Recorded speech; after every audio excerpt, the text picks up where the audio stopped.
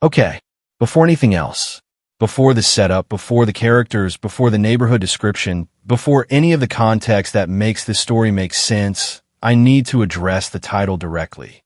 Because I know what you're thinking. You are thinking that the title cannot possibly mean what it appears to mean. You are thinking that burn my grill is probably a metaphor for something.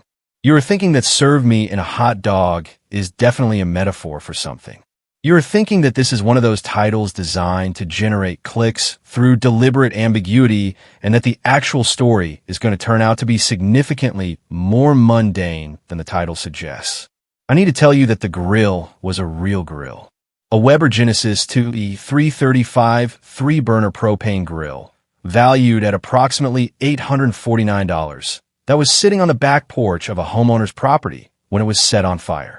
I also need to tell you that the hot dog is a real hot dog, a genuine processed meat product in a bun, served at a community event that became the vehicle for a legal document so perfectly timed and so completely devastating that the attorney involved described it to me as the most satisfying piece of legal theater he had executed in 31 years of HOA and property law practice.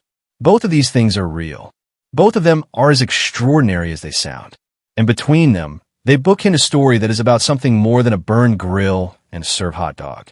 They bookend a story about what happens when someone in a position of institutional authority decides that the rules she enforces on others simply do not apply to her. And about what happens when the homeowner on the receiving end of that decision has the patience, the documentation, and a specific professional network to build a response that is both legally perfect and, timing-wise, absolutely beautiful. This is the story of Nathan, his grill, his HOA president whose name was Carla, and the most memorable community barbecue in the recorded history of Lakewood Meadows, Georgia. Welcome to the HOA Files. Lakewood Meadows is the kind of subdivision name that was clearly selected by a developer's marketing team rather than by anyone who had spent time thinking about what names actually mean. There is a lake, a small decorative retention pond, near the community entrance that the developer promoted as a lakeside amenity in the sales materials. There are meadows, in the sense that several of the community's common areas have sections of ornamental grass rather than manicured turf. Beyond these technical accuracies, the name is aspirational real estate marketing in the specific way of most planned community names in the Atlanta metropolitan area suburbs.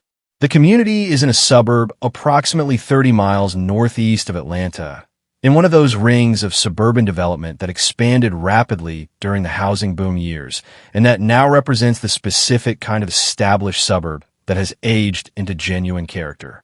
The homes are quality construction from about 15 years ago, mostly colonials and two-story traditionals in the $450,000 to $600,000 range. There are 147 homes in the community. The HOA fees are $260 per month. For this money, residents receive maintained common areas, a community pool, a small playground, and enforcement of community standards that keep the neighborhood looking like the photographs that sold everyone on it in the first place. Nathan had been in Lakewood Meadows for 8 years when this story takes place. He was 43 years old, a project manager at an engineering firm in the Atlanta area, the kind of person who managed complex multi-million-dollar projects with multiple stakeholders and competing timelines for a living, and who had consequently developed a very specific skill set around documentation, communication, and the management of difficult personalities. He was not an attorney. He had never been involved in an HOA dispute before, but his professional skills turned out to be extremely well suited to the specific challenge he was about to face. His wife Angela was 41, an emergency room nurse at a hospital about 20 miles from their home. 2 kids, Maya, who was 12, and Elijah, who was 9. A black Labrador named Scout, who had opinions about the backyard that he expressed primarily through enthusiastic digging. A Weber Genesis 2E335 3-burner propane grill that Nathan had bought 2 summers earlier, and that represented, in his own words, the single most satisfying purchase he had made since buying the house. He grilled several nights a week during the warm months. The grill was his thing. Carla had been in Lakewood Meadows for 11 years and on the HOA board for 7 of those years, serving as president for the last 4. She was 51 years old, the regional manager for a chain of retail stores, a role that had given her strong organizational skills and a management style that those who had worked for her in professional contexts described as demanding but fair. Those who had lived under her HOA governance described it differently. Demanding, yes. Fair, considerably less so. Carla was the specific kind of HOA president who divided the community into people she liked and people she found problematic and applied the community's rules accordingly. The people she liked received the benefit of the doubt on borderline situations, friendly reminder calls rather than formal violation notices, and the general grace that a community association can extend when it chooses to. The people she found problematic received the full weight of the rulebook, applied without grace, with the aggressive graduated fine schedule that the CC and RS permitted at their maximum interpretation. Nathan had been in the liked category for most of his 8 years. He and Carla were not close, but they were neighborly. She had been to one of his summer cookouts in year 3. He had voted for her at every board election. They waved when they passed each other in the neighborhood. It was the kind of relationship that most HOA board presidents cultivate with most of their community's residents, functional and pleasant, because functional and pleasant is useful. The shift happened 18 months before the grill incident. It happened because of a fence. Nathan's fence situation was different from the fence situations we have covered in other HOA stories. He was not installing a new fence. He was requesting permission to modify an existing fence that was already on his property, a wooden privacy fence that ran along the back and side of his yard. The modification he was requesting was to add a gate in the section of fence that ran along the side yard, to allow easier access from the street to the backyard for things like moving equipment, and, specifically, for emergency vehicle access that his emergency room nurse wife had requested after a conversation with a colleague about the difficulty of emergency access to backyard structures in residential neighborhoods. The modification was practical, sensible, and not the kind of thing that would be visible from any public area of the community.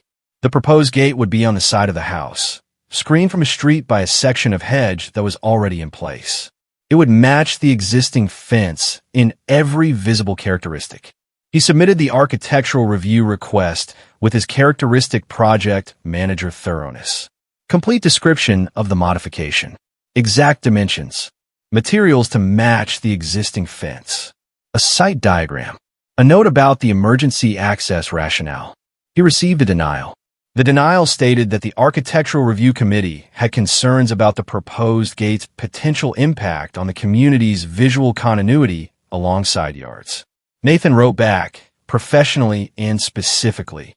He noted that the proposed gate would not be visible from any street or common area. He referenced the existing hedge screening.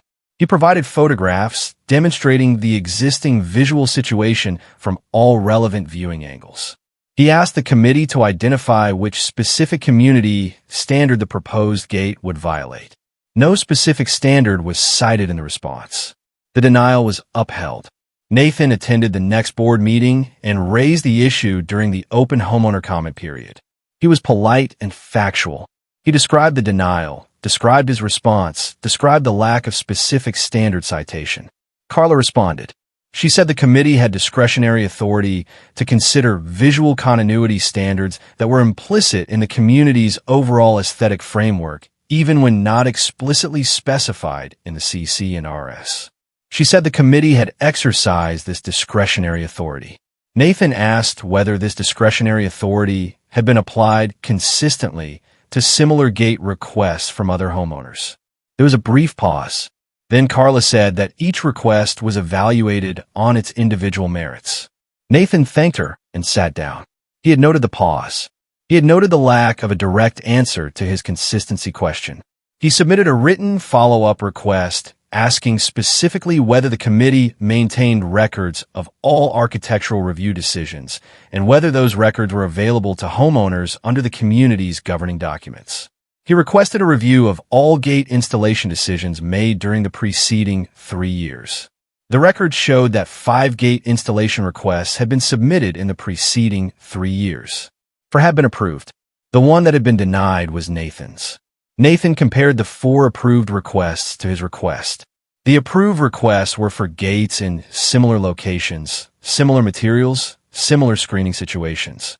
There was no meaningful distinction between his request and the approved requests except for one characteristic. All 4 approved requests had been submitted by homeowners who were in Carla's social circle, people who regularly attended the board-organized community events, people who had been in the community for longer, and who had established relationships with Carla. Nathan documented this analysis carefully.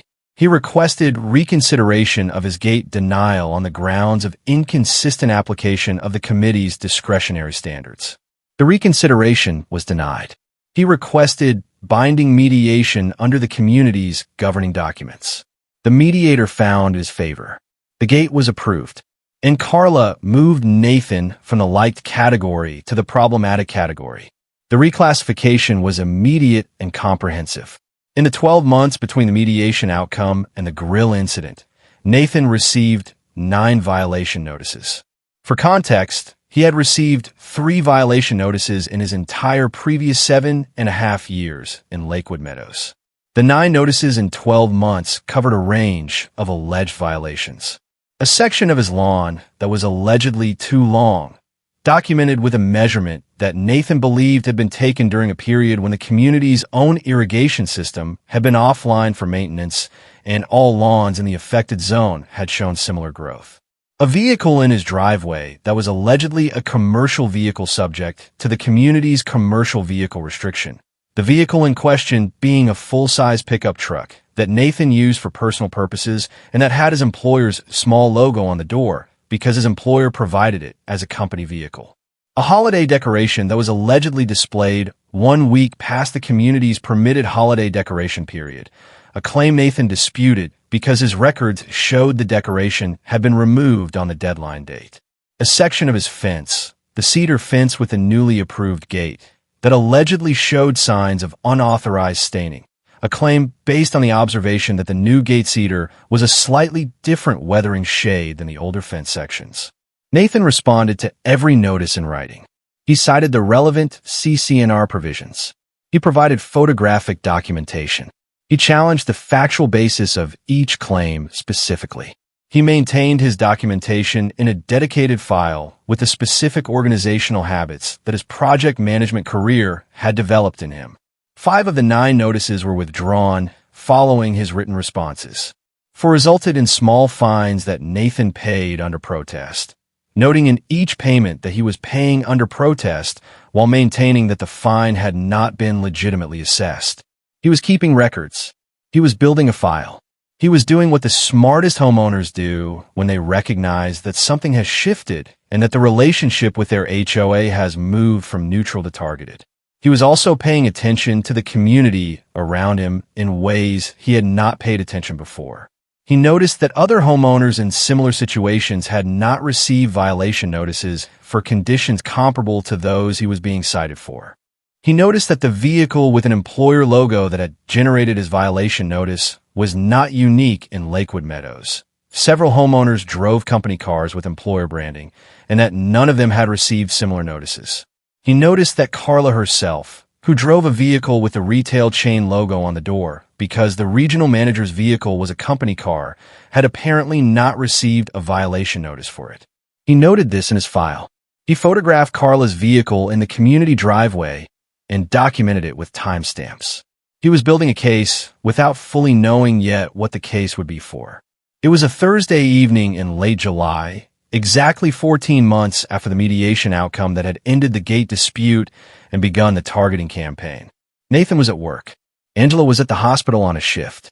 Maya was at a friend's house. Elijah was at a summer program that ran until 5. Scout was in the backyard with the full, supervised access that their dog door provided during the family's absence. At approximately 3 in the afternoon, their home security system sent a motion alert to Nathan's phone. The alert was from the backyard camera. He checked it on his phone during a brief break in his meeting and saw what appeared to be a figure near the back fence gate. He was in the middle of something, and the figure appeared to be leaving, not entering, so he made a note to review the footage more carefully when he got home. He reviewed it that evening after dinner. What the footage showed was a person in what appeared to be shorts and a light-colored shirt entering through the back gate at 2:52 in the afternoon, moving to the area of the patio where the Weber grill was positioned, spending approximately 3 minutes near the grill, and then leaving through the gate at 2:55. 3 minutes at the grill. Nathan went to the patio and looked at the grill. It looked normal. He checked the propane connection. Normal. He tried to start it for dinner. It did not start. He examined the grill more carefully in the fading evening light. The burner ignition mechanism appeared to have been activated at some point. The burners had been run without adequate propane flow, which can produce a specific kind of heat damage to certain internal components. The damage was not immediately visible from the exterior, but when Nathan removed the grill's cooking grates and examined the burner tubes, 2 of the 3 burner tubes showed heat warping consistent with having been operated without proper fuel flow for an extended period. The grill was damaged. Not destroyed, not yet, but damaged in a way that made it non-functional and that a grill repair technician would later confirm was not economically reparable. The cost to replace the grill with an equivalent model was $849. Nathan reviewed the security footage more carefully. He enhanced the resolution on his phone application as much as he could. The figure was not fully identifiable from the angle and the resolution available, but certain characteristics were visible. Height, approximately 5 feet 6. Build, medium. The light-colored shirt, which appeared to be a specific shade of pale yellow that Nathan found familiar. A specific gait that he also found familiar. He did not want to believe what he was looking at. He looked at the footage several more times. He called Angela from the kitchen and showed it to her, without naming who he thought the figure was. Angela watched it twice. Then she looked at him. She said the name that he had been avoiding saying. She said it looked like Carla. The following Tuesday morning, Nathan received a violation notice in his mailbox. The notice cited a community standard violation related to prohibited outdoor equipment storage. The alleged violation was the presence of a non-operational grill on his patio. The community's governing documents, the notice specified, prohibited the visible storage of non-operational or damaged outdoor appliances in areas visible from adjacent properties or common areas. The fine assessed for this violation was $250. Nathan stood at his mailbox for a long time. He read the notice 3 times. He looked at his backyard, where the Weber grill was sitting on the patio exactly as it had been sitting for 2 years. He thought about the security footage. He thought about the figure in the pale yellow shirt. He thought about the 3 minutes near the grill. He went inside. He called the grill repair technician and scheduled an inspection for that afternoon. He photographed the grill from every angle. He reviewed the security footage again, and this time downloaded it to 2 separate cloud storage services and also copied it to a thumb drive that he put in his home safe. He opened his HOA documentation file and added the violation notice. The repair technician came that afternoon. He examined the grill thoroughly. He confirmed the heat damage to the burner tubes. He confirmed that the damage was consistent with the grill having been operated without adequate propane flow. He said the damage was not consistent with normal wear or with any malfunction that would arise spontaneously. He said it looked like the grill had been deliberately run in a way designed to damage it. He provided a written assessment and a replacement cost estimate of $849.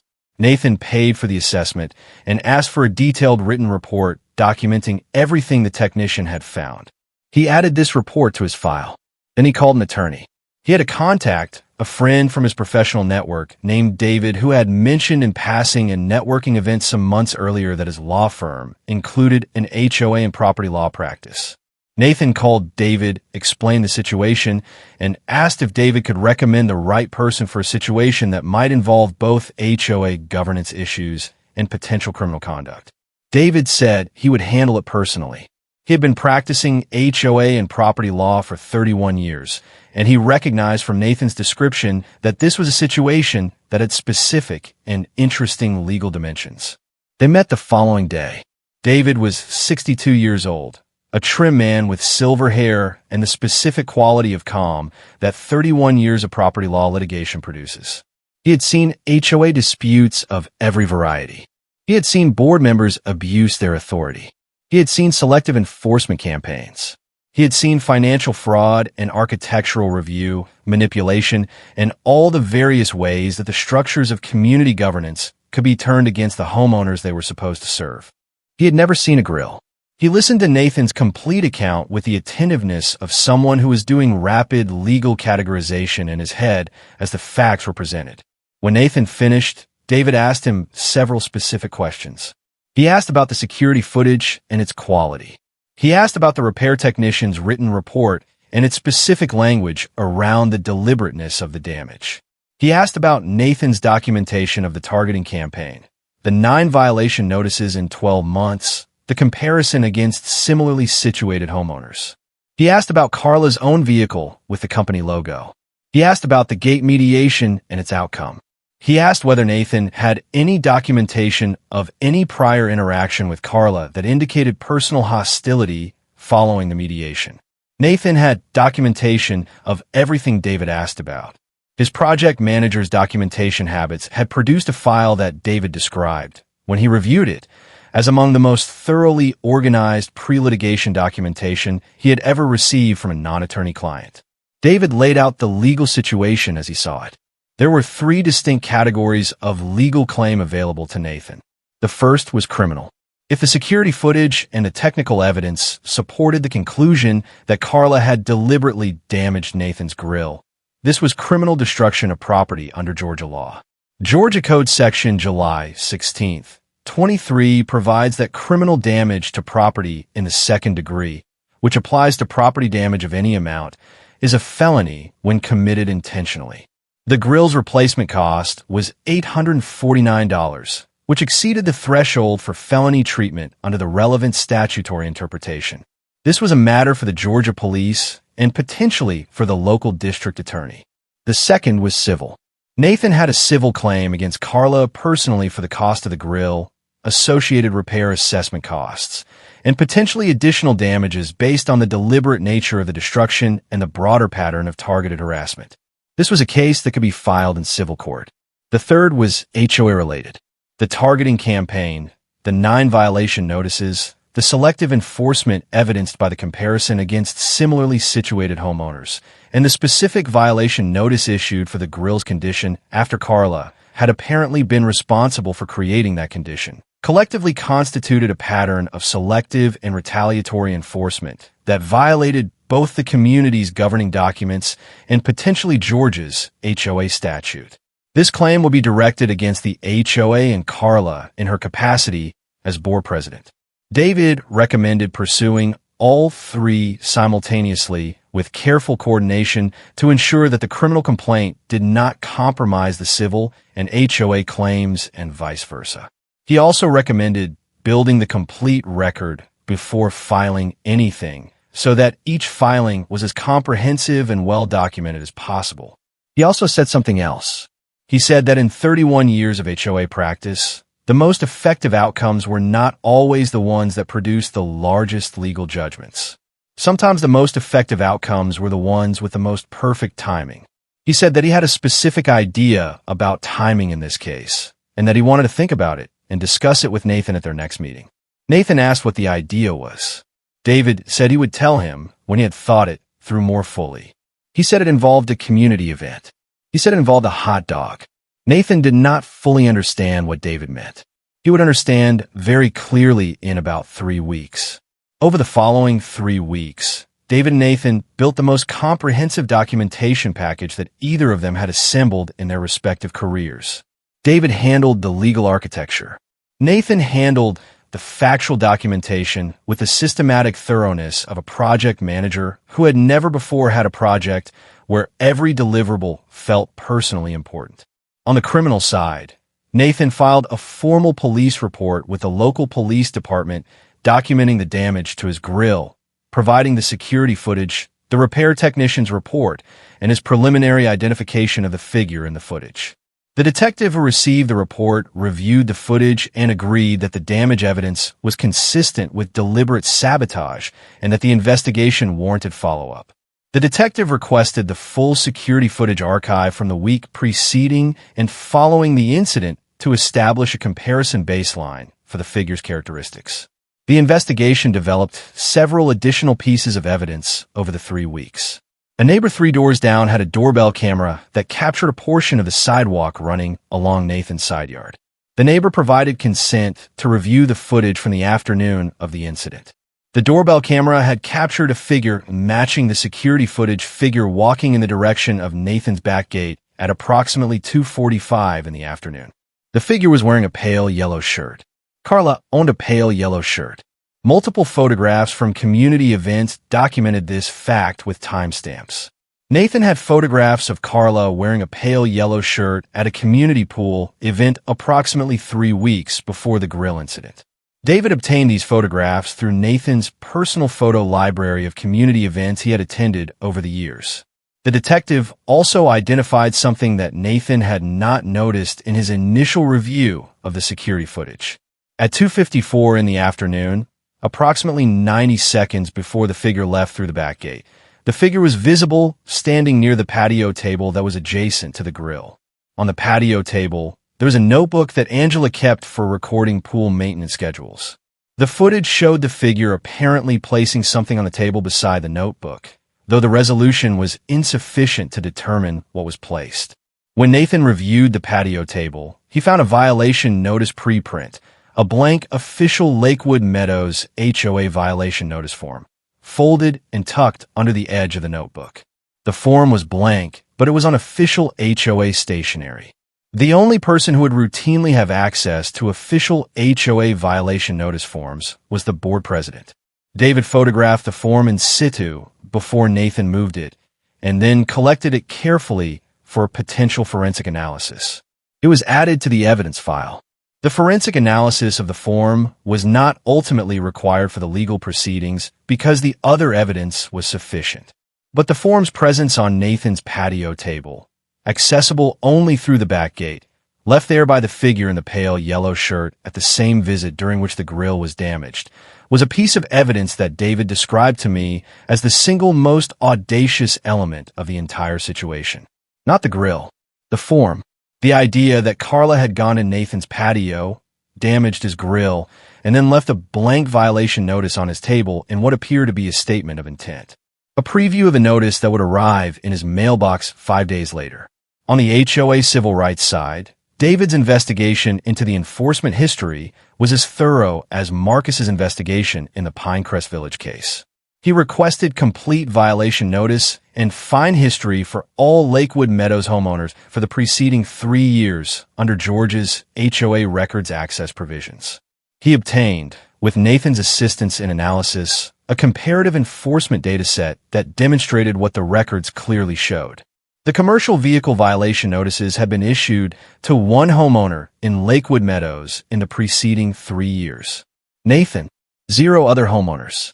Despite the fact that Nathan identified 8 other homeowners in the community who drove vehicles with employer logos or branding, including Carla herself. The lawn height violation notices had been issued to 7 homeowners in the preceding 3 years during periods when the community's irrigation system had been operational. During the specific period when Nathan received his lawn height notice, which coincided with an irrigation system maintenance outage that had affected the entire northeastern section of the community, he was the only homeowner in the affected zone who received a notice. The overall violation notice issuance rate for Nathan in the 12 months following the mediation was 11 times the community average for homeowners who had been in the community for comparable periods and had comparable property conditions. 11 times. The data was stark and documented and supported by the HOA's own records. David compiled everything: the criminal evidence package, the civil claim documentation, the HOA enforcement discrimination analysis, the security footage, the technician's report, the doorbell camera footage, the photographs of Carla's pale yellow shirt, the blank violation notice form, Nathan's complete documentation file, 41 pages of legal analysis, plus 97 pages of exhibits. And then David said it was time to talk about the hot dog. Every year, on the last Saturday of August, the Lakewood Meadows HOA hosted its annual community barbecue. The event was a genuine community tradition that Carla had organized with genuine skill and genuine enthusiasm for 4 consecutive years. It took place in the community's main common area adjacent to the pool, with grills, tables, music, and a generous spread of food that Carla managed with the organizational competence of someone who ran regional retail operations professionally. The centerpiece of the food service at the annual community barbecue was always the hot dog station. Specifically, the hot dog station was manned by Carla personally. It was her thing. She took genuine pride in it. She set up the station with military precision, the buns arranged in a specific order, the condiments in their designated positions, the serving tongs cleaned and ready, the grill at the correct temperature. She ran the hot dog station for the entire event, and she served every hot dog personally. It was, by multiple accounts, genuinely excellent execution of a simple food service operation, and it was one of the things that most of the community genuinely appreciated about Carla's management of the annual event. The annual community barbecue for the year of this story was scheduled for Saturday, August 27th, 3 weeks after the grill incident. 3 weeks and 2 days after the violation notice for the damaged grill arrived in Nathan's mailbox. David's idea about the hot dog and the timing had been developing since his first meeting with Nathan. It had solidified into a specific plan once the full documentation package was assembled. The plan required 3 things: the documentation to be complete and legally sound, a specific legal document to be properly prepared and executed, and a server, specifically a process server, available and prepared for Saturday, August 27th in Lakewood Meadows, Georgia. The documentation was complete. The legal document was a civil lawsuit complaint, Nathan and Angela versus Carla, for intentional destruction of property, civil harassment, and intentional infliction of emotional distress, with attached documentation of the complete factual record, including the security footage, the technician's report, the blank violation notice form, the enforcement discrimination analysis, and a request for injunctive relief against continued retaliatory enforcement. The complaint was filed in the appropriate Georgia Civil Court on Thursday, August 25th. The process server was arranged for Saturday, August 27th at approximately 1 in the afternoon, which David knew from community event records was approximately halfway through the annual community barbecue and approximately the peak of the hot dog station service volume. David had one additional preparation to make. He notified the Lakewood Meadows HOA board, specifically the 4 board members who were not Carla, of the filing. He sent them copies of the complaint and the supporting documentation package by certified mail on Thursday. He explained that the filing included claims related to Carla's conduct in her capacity as board president, and that the board members should seek independent legal counsel regarding their governance obligations in light of the information contained in the documents. He also notified the community's management company, and he prepared one more document, separate from the lawsuit. He prepared a formal written demand to the HOA board to be delivered on the same Saturday, requesting that the violation notice for the grill condition be immediately withdrawn on the grounds that the conditions cited in the violation had been created by the person who had issued the violation, which was documented in the attached evidence package. Saturday arrived. Nathan and Angela arrived at the annual community barbecue at 12:45. They brought Maya and Elijah. They brought a covered dish, a pasta salad that Angela made from a recipe she had been making for community events for years. They arrived as normal members of the community arriving at a community event, which they were. They wore normal clothes. They carried the pasta salad. They said hello to the neighbors they passed. Scout was at home. Scout was not invited to community events. Scout did not mind because Scout had found a particularly interesting section of the backyard to excavate and was very engaged with it. Carla's hot dog station was set up and operational.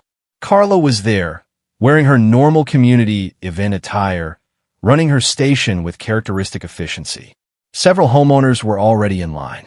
The grill was at temperature. The hot dogs were rolling. Nathan and Angela settled into the event. They set their pasta salad on the food table. They got drinks. They spoke to neighbors. They watched their kids find friends and disperse into the general socializing energy of a summer community barbecue. At approximately 1 o'clock, Nathan got in the hot dog line. He was not getting in the hot dog line because he wanted a hot dog.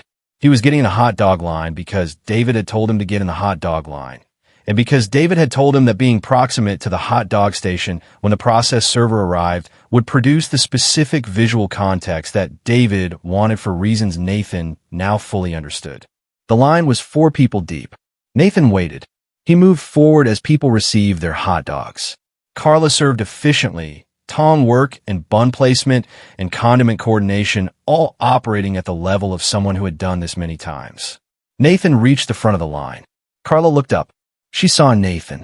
Something moved briefly across her face, quickly controlled and smoothed over by the performance of community event cordiality. She said, "Nathan, what would you like on your hot dog?" Nathan said mustard and relish, please. Carla prepared his hot dog. She placed it in the bun. She applied mustard. She applied relish. She handed it to him across the station. Nathan took the hot dog. He said thank you. He took one bite. And then a man in business casual clothes walked up to the hot dog station, looked at Carla, and said her full name. She said yes. He said he had something for her. He handed her a large envelope. She took it. He said she had been served. He said it clearly and at normal conversational volume. He said, "Have a good day." And then he walked away through the community barbecue crowd. Carla stood at her hot dog station holding the envelope. Nathan was standing 3 feet away eating his hot dog. Around them, the annual community barbecue continued. Music was playing. Kids were running. People were eating and talking. A perfectly ordinary late August Saturday in suburban Atlanta. Carla looked at the envelope. Then she looked at Nathan. Nathan chewed his hot dog thoughtfully. He met her gaze. He said, "The relish is really good this year." Then he walked back to where Angela was standing. Angela, who had watched the entire sequence from 12 feet away, looked at him with an expression that he described to me as the most perfect expression he had ever seen on his wife's face in 20 years of knowing her. He said, "Good hot dog." Angela said she was going to need him to tell her the entire story of how David had come up with this. The barbecue ended approximately 90 minutes after the service. Several homeowners had noticed what had happened at the hot dog station. The process server was not a subtle visual element in a community barbecue, and Carla's expression after receiving the envelope and her subsequent management of the final 90 minutes of the event were observed by enough people that by the end of the afternoon, there was a widespread awareness in the community that something significant had occurred. What the community did not know at that point was the full scope of what was in the envelope. The civil complaint would become a public document once the case was properly entered in the court system, but that process took several days. The board members who were not Carla had received their copies of the documents by certified mail on Thursday, but had not widely discussed what they had received over the weekend. The community found out fully on Monday morning when Nathan, with David's guidance, sent a written communication to all Lakewood Meadows homeowners via the community's email distribution list. The communication was carefully written. It described what Nathan had experienced over the 14 months since the gate mediation, the 9 violation notices, the comparison against similarly situated homeowners, the grill incident with a summary of the evidence, the violation notice for the grill's damaged condition, the civil lawsuit that had been filed. It also noted that a criminal investigation was in progress regarding the grill damage and that Nathan expected to cooperate fully with that investigation. He attached a brief version of the enforcement comparison data showing the violation notice rate differential. The response from the community was immediate and extensive. By Tuesday, Nathan had received email responses from 37 homeowners. Most were expressions of support and solidarity. Several were accounts of their own experiences with what they described as selective enforcement under Carla's presidency, experiences that echoed Nathan's in their structure, if not always in their specific facts. Several homeowners mentioned their own violation notices that had felt arbitrary or disproportionate. One homeowner mentioned that she had also noticed Carla's company vehicle in the community and had wondered about the apparent double standard relative to the commercial vehicle restriction. David was building his case, and the community's response was now building it further. The 4 non-Carla board members called an emergency board meeting for the following Thursday. They had been sitting with the documents David had sent them since Thursday of the previous week, and a Monday communication from Nathan had made clear to them that the situation was now a community-wide matter rather than a private dispute between 2 homeowners. The meeting was held at the clubhouse. Carla attended. Approximately 50 homeowners attended, the second largest community meeting in the neighborhood's history after whatever gathering might exceed it. The board members had obtained independent legal counsel, as David had advised. Their attorney had reviewed the documentation and had provided the board with an assessment that was uncomfortable but clear. The evidence presented in the civil complaint and its exhibits documented a pattern of conduct that, if proven in litigation, would expose the HOA to significant liability for the discriminatory enforcement claims. The criminal investigation was a separate matter, but one that the board needed to take seriously as a governance issue regardless of its outcome. The board had fiduciary obligations to the community that required them to take responsive action. The meeting was tense in the specific way that community meetings are tense when the subject matter has already been widely circulated and most of the participants have formed views before they arrive. Several homeowners spoke during the comment period. The accounts were detailed and consistent in their description of a differential enforcement environment that had existed under Carla's presidency. The statistical data that Nathan had compiled, summarized in his Monday communication, was referenced by multiple speakers. Carla said very little. Her attorney had presumably advised her to say as little as possible given the pending civil lawsuit and the criminal investigation. She sat at the board table with the controlled composure that she had always managed in meetings and said only that she was not in a position to discuss matters that were the subject of pending litigation. The board voted on several measures at the conclusion of the meeting. They voted to place Carla on administrative leave from all board functions pending the resolution of the pending legal matters. They voted to retain an independent review firm to conduct an audit of violation notices issued during the preceding 3 years against the community's documented enforcement standards. They voted to temporarily suspend the collection of all fine assessments issued in the preceding 6 months pending the audit's completion. And they voted to authorize the board's legal counsel to cooperate fully with any government investigation related to the grill incident. The vote on each measure was 4-0 with 1 abstention. The abstention was Carla. Carla left the meeting before it formally concluded. Nathan watched her go. He did not feel triumphant. He felt the specific tired satisfaction of someone who has spent 14 months doing the right things correctly and is watching the process produce the right outcomes. Not quickly, not without cost, but correctly. He drove home. He checked on Scout, who had made impressive progress on the excavation project. He grilled dinner on a rented grill that he had been using since the Weber was damaged. He made burgers. He told me the burgers were fine, but they were not the same as on the Weber. The criminal investigation into the grill incident proceeded over approximately 4 months following the barbecue. The detective who had been assigned to the case worked methodically through the evidence that Nathan and David had assembled, supplemented by the investigation's own evidence gathering. The security footage and the doorbell camera footage from the neighbor were the central evidentiary elements. The footage did not show Carla's face with definitive clarity, but it showed consistent characteristics across both cameras that were consistent with Carla's height, build, and gait. The pale yellow shirt was visible in both pieces of footage. The timing, arriving at Nathan's back gate at 2:52 and departing at 2:55, was consistent with a window of approximately 45 minutes in Carla's calendar on the afternoon of the incident when, the investigation determined, she had told her assistant at the retail chain that she was working remotely. The blank violation notice form was submitted for fingerprint analysis. The analysis identified a partial print on the form that was submitted for comparison. The partial print was consistent with Carla's prints, which were on file from a routine background check associated with a community organization she had been involved with. Consistent with, not definitively matching, the print quality insufficient for the definitive identification standard that fingerprint evidence requires. The district attorney's office reviewed the evidence package and made a determination that the case was sufficient to support a formal charge of criminal damage to property in the second degree. The charge was filed. Carla was arrested and processed on a Tuesday morning, 9 weeks after the barbecue.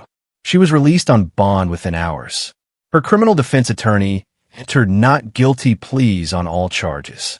The criminal case entered the standard pretrial process that Georgia criminal cases follow, with preliminary hearings, discovery exchanges, and a lengthy calendaring process that characterizes criminal prosecution in Georgia's court system.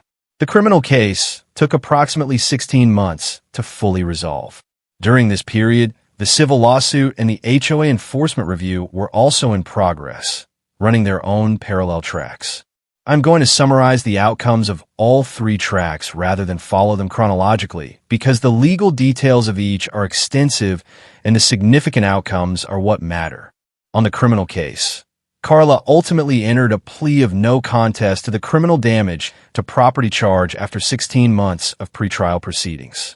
The no contest plea was not an admission of guilt, but it was a formal acknowledgement that the evidence was sufficient to support the charge and that a trial would carry significant risk of conviction.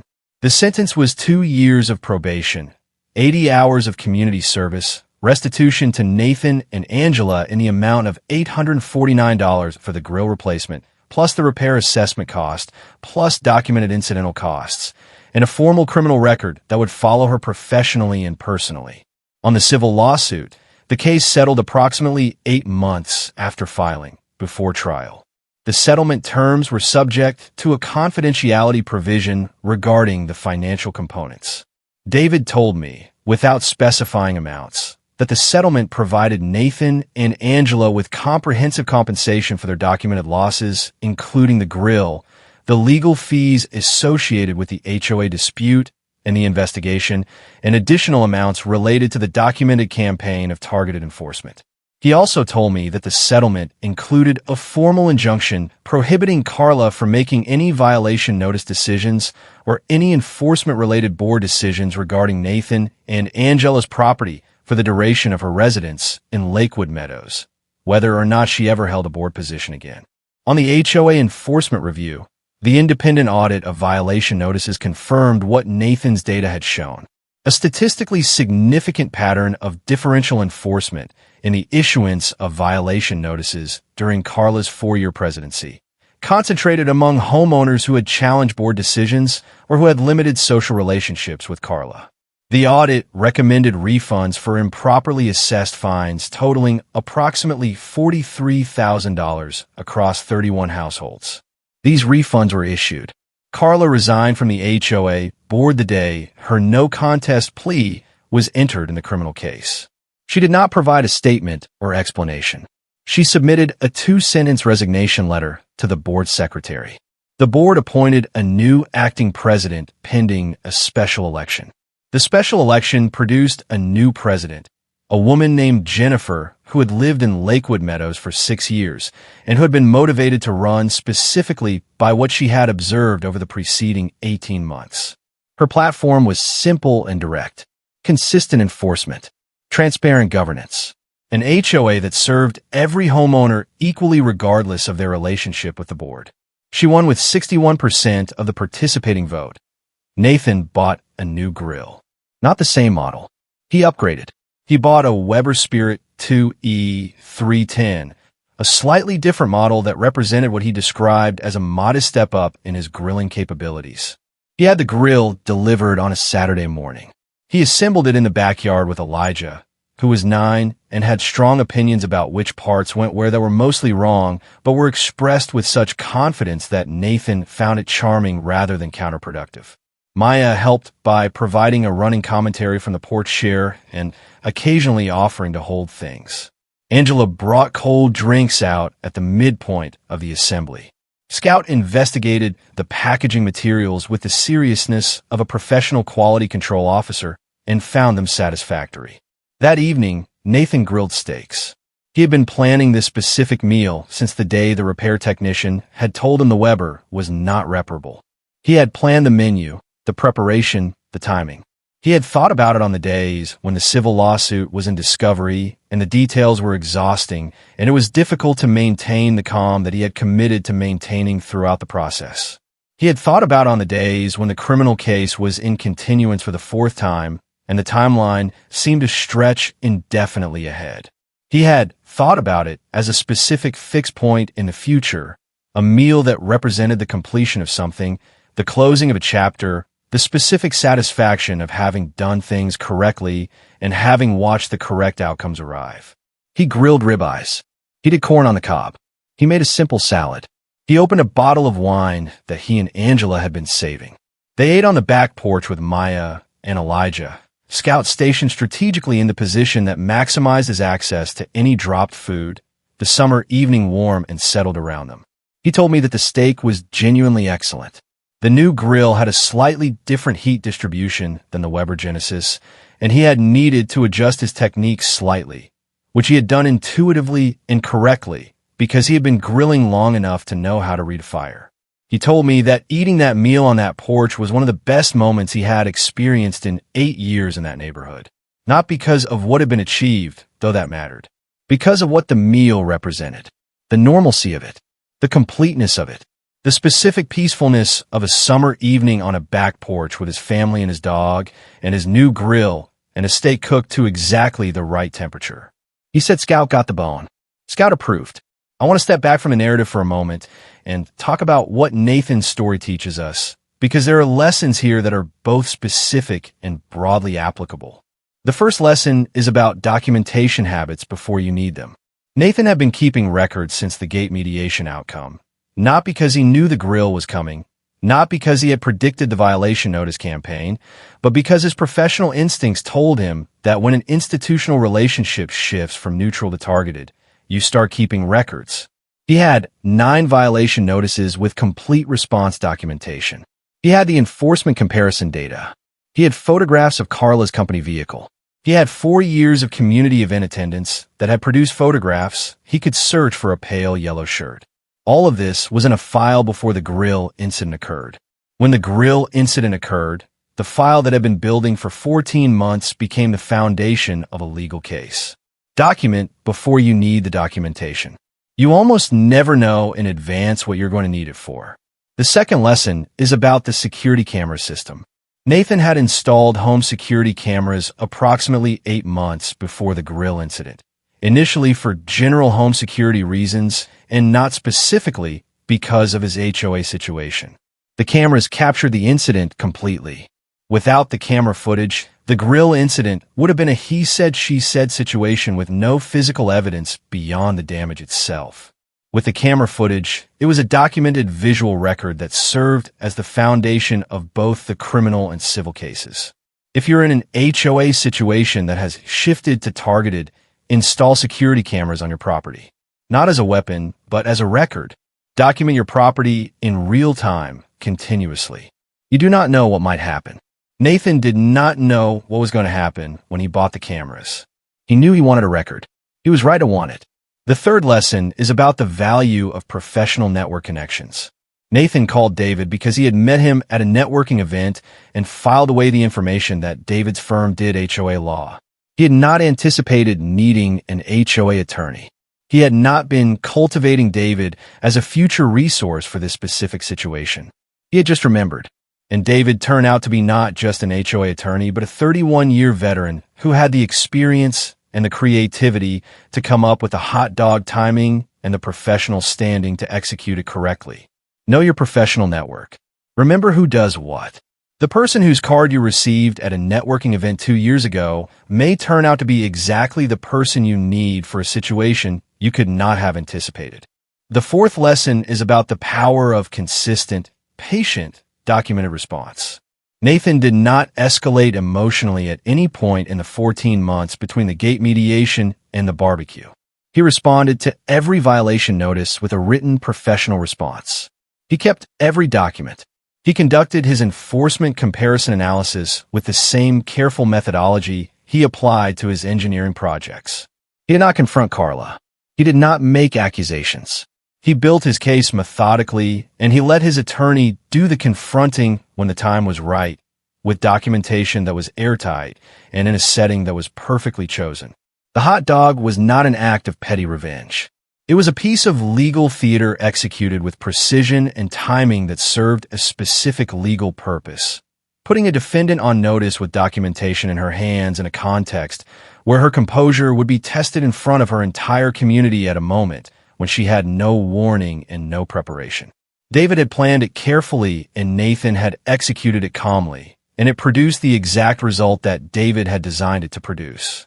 This is what patient, documented, professionally executed response to HOA abuse looks like at its best. Not angry confrontation. not emotional escalation. Just documentation, professional counsel, and timing that is so perfect, it can only happen when you have done everything else correctly first. The fifth lesson is about the value of data. Nathan's enforcement comparison analysis, the 11 times average violation rate during the campaign period, was not just emotionally powerful. It was legally powerful because it was objective, documented, and supported by the HOA's own records. Nobody could dispute the numbers because the numbers came from the HOA's files. The HOA's own documentation told the story of what had been done to Nathan, and nobody could argue with it because arguing with it would require arguing with the HOA's own records. When you're building a case against your HOA, the HOA's own records are often your most powerful evidence. Request them. Analyze them. Know what they show. If what they show is what happened to Nathan, document that analysis carefully and put it in your attorney's hands. I have covered enough HOA abuse cases to have developed a framework for thinking about the psychology of the Carlas of the world. Not to excuse them. What Carla did was serious, not just as a governance failure, but as a criminal act. Walking onto someone's property and deliberately damaging their property is not a governance overreach. It is a crime. She was charged with it. She pleaded no contest. The consequences were appropriate. But I find it important to understand what produces the specific behavior, the progression from institutional authority to personal retaliation to actual criminal conduct, because understanding it is part of preventing it. Carla was a genuinely effective professional in her retail management career. She ran a regional operation with real organizational skill. The same organizational skills applied to HOA governance produced genuine results. The community was well maintained. The events were well run. The financial management was sound in the dimensions that she cared about and that were visible and that reflected on her performance. She was competent. What she was not capable of was accepting a challenge to her authority. The gate mediation outcome was not just a setback. It was a public demonstration that her decision had been wrong, that her committee's discretionary authority had been exercised incorrectly, and that a homeowner had challenged her and won. For someone whose sense of competence and professional identity was closely tied to being the authority in the room, this was not just an inconvenience. It was a wound. The targeting campaign that followed was the response of someone who had been wounded by an institutional setback and was using the institution's tools to respond to the wound, not to protect the community, not to enforce legitimate standards, to respond to a personal wound through the available institutional mechanisms. When the institutional mechanisms were insufficient, when Nathan's documentation and consistent responses were rendering the violation notice campaign ineffective, when it became clear that he was not going to be worn down into compliance, something snapped. The rational calculation that institutional authority provides, the understanding that using your position to target a homeowner creates liability and exposure and consequences, stopped working. What replaced it was impulse. The impulse to do something more immediate and more viscerally satisfying than another violation notice that would be responded to with another documented written refusal. She went to his backyard. She damaged his grill. She left a blank violation notice on his table. The blank violation notice is the specific detail I keep returning to, not the grill, the form. What does it mean that she left a form? What was she communicating with it? I think she was communicating that she was still the authority, that even having damaged his property in an act of personal retaliation, she was still the HOA president, and he was still a homeowner subject to her authority, that she could damage his grill and then fine him for the damage, that the authority she held was absolute enough to cover even this. The form was a statement, a delusional, criminally reckless statement from someone who had lost their grip on the distinction between the role they occupied and the limits of that role. But a statement, one that Nathan's camera recorded, David photographed in situ, and that ultimately became part of the evidence package that supported the civil complaint. It was also the most perfect piece of evidence Carla could have left. Not the grill damage, which was documented by the camera and the technician. The form, the official document on HOA stationery, placed on his table by the person who had also damaged his grill, connecting the criminal act to the institutional role in the most literal and documented way possible. She brought official government to a criminal act, and then the criminal act became part of the government's case against her. That is the specific tragedy of institutional authority used this way. The tools of legitimate governance become the evidence of illegitimate conduct. I spoke with Nathan and Angela several months after the civil settlement was finalized and several weeks after the criminal no contest plea had been entered.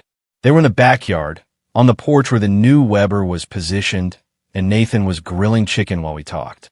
They were doing well. The legal process had been exhausting in the way that any extended legal process is exhausting, even when it is going well. The discovery phase of the civil lawsuit had required significant time and energy. The criminal case had required periodic court appearances. The HOA board meetings during the period of transition had been attended faithfully. The Monday communication to the community had produced 37 responses that Nathan had responded to individually. All of it had been the right thing to do, and all of it had been tiring. But they were genuinely well. The neighborhood felt different, Angela said. She used a specific word that I found meaningful. She said it felt lighter, like a specific weight that had been present for over a year had been lifted, and the neighborhood was simply itself again. The community they had chosen 8 years ago for the school district, and the quality of the houses, and the specific suburban pleasantness that they had wanted for their family. Maya was at a friend's house. Elijah was inside, doing something on game system. Scout was in the yard providing quality control on the chicken grilling process, which he monitored with the attentiveness of a professional who took his responsibilities seriously.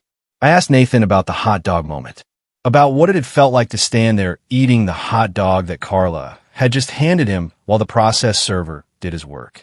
He was quiet for a moment.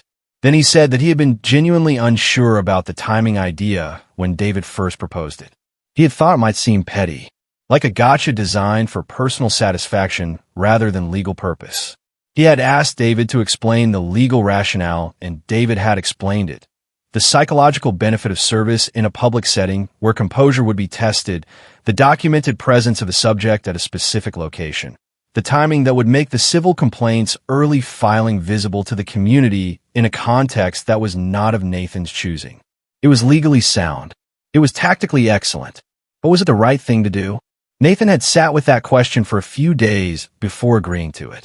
He had decided yes for a specific reason. Not because it would be satisfying, though it was.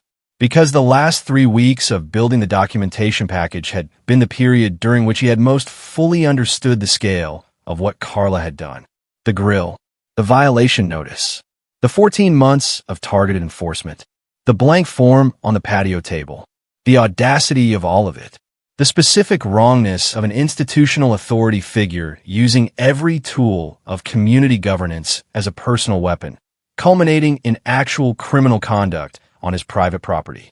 He had decided that the timing was right not because he wanted to embarrass Carla, but because the community deserved to see what the documentation showed, and the barbecue was the moment when the community was together and the service would make the documentation visible at exactly the right time.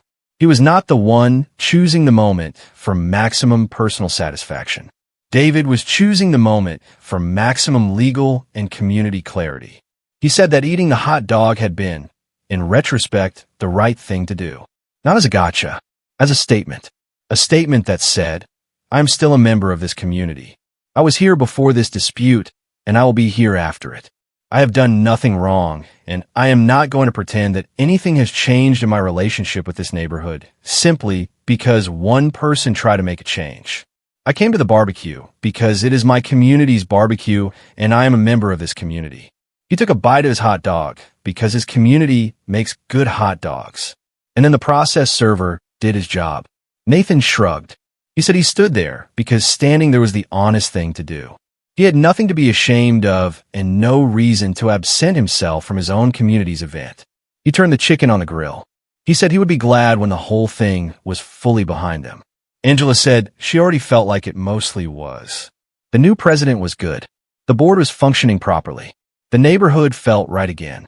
Scout brought a stick to Nathan and dropped it at his feet with the urgency of an athlete who has been waiting for the right moment to propose a game. Nathan threw the stick to the far end of the yard. Scout pursued it at maximum speed. The chicken smelled excellent. The Weber Genesis 2E335 that Carla damaged was, in a sense, the best thing that ever happened to Nathan's documentation habits. Not the damage itself, which was genuinely costly and genuinely wrong, but the way the damage crystallized 14 months of careful record-keeping into a legal package that produced outcomes that went far beyond a grill. The $43,000 in refunded fines went back to 31 households in Lakewood Meadows. 31 families who had paid money they did not legitimately owe, who had accepted the fines because fighting seemed too costly, who had not had Nathan's documentation skills or professional network or willingness to spend the time and energy that building a case requires. 31 families who got their money back because Nathan had been keeping records and because David had been building a case and because the timing of a hot dog at a community barbecue on a Saturday afternoon had been exactly right. Jennifer, the new president, had been in office for 6 months when I visited. She described the transformation in the community's governance culture in terms that were both concrete and specific. The violation notice rate had dropped by approximately 60% compared to the previous year. The architectural review process had been restructured to require the citation of specific CC&R provisions in any denial, a provision that had not existed under Carla's presidency. An appeal review process had been created that involved independent review by a homeowner not on the board. The community's enforcement records were now publicly accessible on the community website on a monthly basis, a transparency measure that Jennifer had proposed and the board had unanimously adopted. She said that what she had learned from watching what Nathan had gone through was that transparency is the most effective deterrent to the specific kind of abuse that had occurred under Carla. Not because transparency catches every bad actor, but because visibility changes behavior. When enforcement decisions are publicly documented and publicly accessible, the specific discretion that selective enforcement requires disappears. You cannot selectively enforce standards against people you dislike when everyone can see the enforcement record. The community website's enforcement log showed every violation notice issued, the date, the alleged violation, and the outcome, anonymized by property rather than by homeowner name. 37 homeowners had told Nathan in their responses to his Monday communication that they had experienced enforcement that felt unfair. Under Jennifer's transparency system, that kind of enforcement pattern would be visible within months rather than remaining hidden for years. Nathan had suggested the log system. Jennifer had implemented it. It was now a permanent feature of Lakewood Meadows governance. He told me he was proud of that. More than the lawsuit. More than the criminal case. The log. He said that when he had first started keeping his own documentation file 14 months ago, he had not known that anyone else in the community was experiencing what he was experiencing. He had felt isolated in the situation, targeted individually, without the community context that would have made the pattern visible. The transparency log meant that no future Nathan in Lakewood Meadows would have to discover the pattern by accident through individual experience. The pattern would be visible to anyone who looked. That, he said, was the thing worth being proud of. The chicken was done. He plated it and called Elijah from inside and texted Maya that dinner was ready. Angela brought plates and the side dishes from the kitchen. They ate on the back porch in the August evening light, the same porch where the Weber had stood before it was damaged and where the new Weber now stood in its place. Scout got a piece of chicken. He approved. The grill is gone. It has been gone for over a year now, replaced by the new Weber that sits on Nathan's porch and produces excellent ribeyes and perfectly timed chicken. The violation notice for the grill's damaged condition has been withdrawn and is formally void. The civil settlement has been executed. The criminal case has been resolved. The HOA has new leadership and a transparency log and $43,000 in refunded fines distributed to 31 households. Carla has a no-contest plea and a probation term and a restitution obligation and a permanent criminal record. And Nathan has a community he believes in again. Not naively. Not without understanding what can go wrong when the wrong person is in the wrong position with the wrong attitude toward the authority they hold. But genuinely, with the specific confidence of someone who has tested a community and watched it slowly and with considerable friction do the right thing. This is the HOA Files, In this case, the grill and the hot dog and the 31-year attorney who knew exactly when to serve a lawsuit for maximum effect is one of my favorite cases we have ever covered. Not for the drama, though the drama is genuinely excellent. For what it says about what patient, documented, professionally executed resistance to HOA abuse can produce. Document everything. Install your cameras. Know your professional network. Build your case methodically. And when your attorney suggests serving your civil complaint at the community barbecue while the defendant is actively handing you a hot dog, trust your attorney. The hot dog was good. The ribeye was better. And Lakewood Meadows has a transparency log now. Subscribe for new cases every week. Drop your story in the comments. And I will see you in the next one.